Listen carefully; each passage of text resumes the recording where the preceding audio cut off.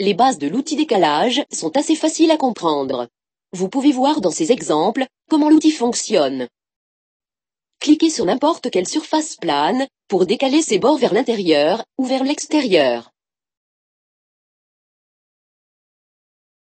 Avec cette introduction comme base, nous allons voir comment utiliser l'outil décalage de façon plus détaillée. Comme nous l'avons vu, l'outil décalage effectue une sélection automatique et permet de travailler sur n'importe quelle surface plane si rien n'est sélectionné. Ou, vous pouvez concentrer l'outil en sélectionnant une seule surface.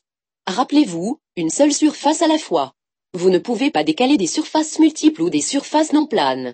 De plus, vous pouvez sélectionner des arêtes individuelles pour les décaler.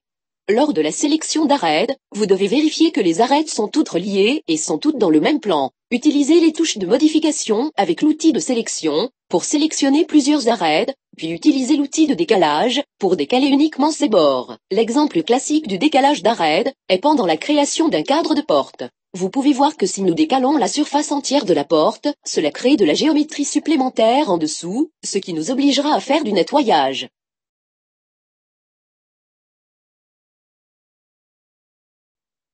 Toutefois, en choisissant seulement les arêtes voulues, nous pouvons décaler le cadre de porte efficacement la première fois, ou même plusieurs fois.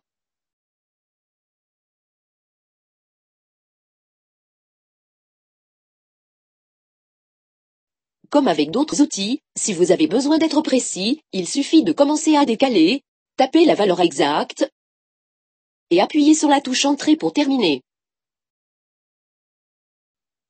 Rappelez-vous aussi que les afférences fonctionnent bien lors de la création de multiples décalages. Si nous créons le premier décalage à une distance spécifique, nous pouvons alors inférer pour créer rapidement d'autres décalages à la même distance. Même autour des coins.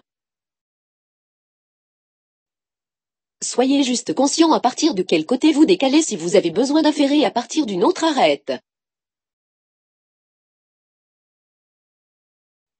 Avec le décalage depuis ce bord, on peut inférer facilement. Cependant, si nous décalons à partir de cette arête, nous ne pouvons pas inférer aux arêtes précédentes. Un autre raccourci que vous pouvez utiliser est de double-cliquer sur votre souris pour répéter une distance de décalage. Créez un décalage, puis double-cliquez sur les autres surfaces pour décaler par la même quantité.